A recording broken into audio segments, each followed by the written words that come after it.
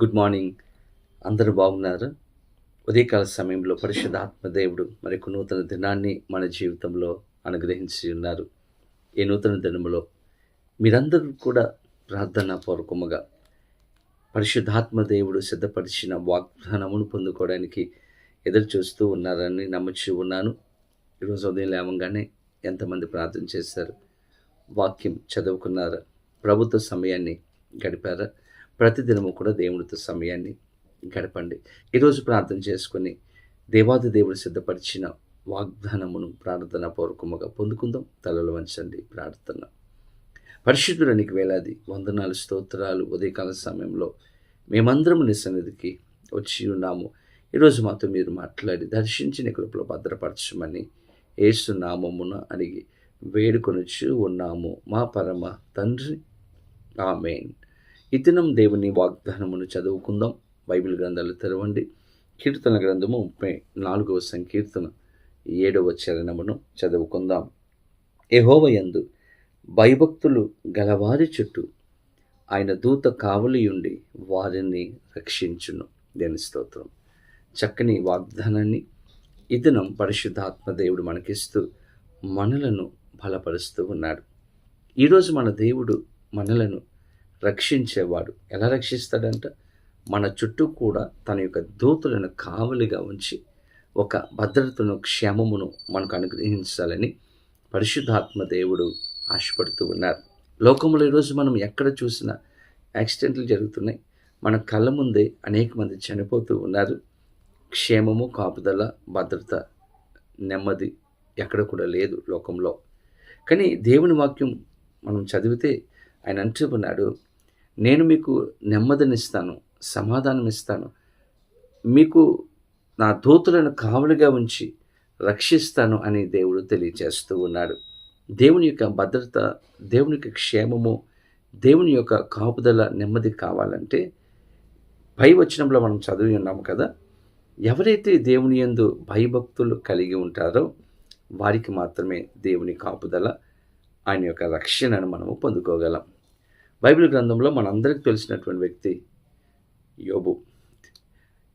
దేవాది దేవుడు అపవాదితో ఒకరోజు, నా సేవకుడైన యోబు గురించి ఆలోచించావా? ఎంత నమ్మకంగా ఉన్నాడు, చెడుతనమును విసర్జించాడు, యథార్థంగా జీవిస్తున్నాడు, చాలా భక్తిని చేస్తున్నాడు అని చెప్పినప్పుడు అపవాది అంటాడు, ఊరికనే భక్తి చేస్తున్నాడా? అతనిని ఆశీర్వదించాం, అతని చుట్టూ కంచె వేశావు, నేను దగ్గరికి వెళ్ళడానికి కూడా అవకాశం లేదు. అటువంటి కాపుదల, అటువంటి ప్రొటెక్షన్ను యోబుకు అనుగ్రహించావు అని అపవాది అంటాడు. నిజమే, యోబు చుట్టూ, యోబు కుటుంబం చుట్టూ, యోబుకు కలిగిన సమస్తము చుట్టూ కూడా దేవుడు కంచి వేయడానికి గల కారణం యోబు యథార్థంగా, నీతిగా, భక్తితో యోబు జీవించాడు. అందుకే యోబు యొక్క భక్తిని బట్టి, యోబు యొక్క ఆత్మీయ జీవితమును బట్టి దేవుడు తన చుట్టూ కూడా బలమైనటువంటి కంచి వేశాడు. ఏ శత్రువు కూడా రావడానికి అక్కడ అవకాశం లేదు. అపవాది దగ్గరికి రావడానికి అవకాశం లేదు. అపవాది కూడా భయపడి దేవుని దగ్గర పర్మిషన్ తీసుకొని యోబు దగ్గరికి వెళ్ళాడు. యోబు కుటుంబాన్ని నాశనం చేయడానికి ప్రయత్నం చేశాడు. ఏదైనప్పటికీ కూడా యోబును దేవుడు కాపాడి ఆశీర్వదించాడు. ఈరోజు మనము కూడా దేవుని యందు భయభక్తులు కలిగి జీవించినప్పుడు, ఆత్మీయతలో మనం ఎదుగుతూ ఉన్నప్పుడు, విశ్వాసంలో బలపడుతూ ఉన్నప్పుడు, దేవుడు మన చుట్టూ కూడా తన దూతలను కావలిగా ఉంచి మనలను ప్రతి ఆపద నుండి, కష్టం నుండి, యాక్సిడెంట్ నుండి, ఇబ్బంది నుండి మనలను కాపాడుతాడు. ప్రతి అనారోగ్యం నుండి కాపాడి రక్షించే దేవుడుగా ఆయన ఉంటాడు. కాబట్టి దేవుని యందు విశ్వాసము, నమ్మకము, భయభక్తులు కలిగి జీవిద్దాం. దేవుని యొక్క కృపను పొందుకుందాం. ప్రార్థన చేసుకుందాం. పరిశుద్ధుడానికి వేలాది వందనాలు, స్తోత్రాలు. ఉదయకాల సమయంలో మేమందరం నీ సన్నిధికి వచ్చి ఉన్నాము. శ్రేష్టమైన వాగ్దానం ఇచ్చారు. నీ యొక్క దూతలను కావలిగా ఉంచి మమ్మల్ని రక్షిస్తానని, కాపాడుతానని వాగ్దానం ఇచ్చారు.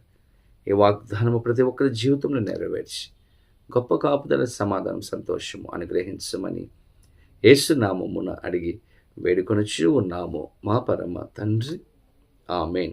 తండ్రి, కుమార, పరిశుద్ధాత్మ త్రియేక దేవుని యొక్క దీవెన, ఆశీర్వాదము సదాకాలము కలుగునుగాక. ఆమేన్. దేవుడు మిమ్మలను దీవించునుగాక. ఆమేన్. God bless you.